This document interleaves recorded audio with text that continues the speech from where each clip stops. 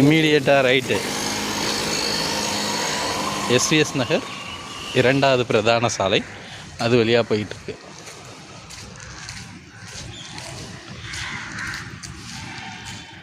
இந்த கோயிலோட முக்கியமானது என்ன அப்படின்னு பார்த்தீங்கன்னா, அழகான முருகர். சின்ன முருகரில் இவர் ஒரு 6 அடி இருப்பார். அலங்காரம் இல்லாமலே அழகாகவும் இருப்பார். முருகன் என்றாலே அழகு என்று பொருள். இந்த முருகன் மிகவும் அழகாக இருப்பார். இந்த கோயிலுக்கு போனால் அமைதி தரும்.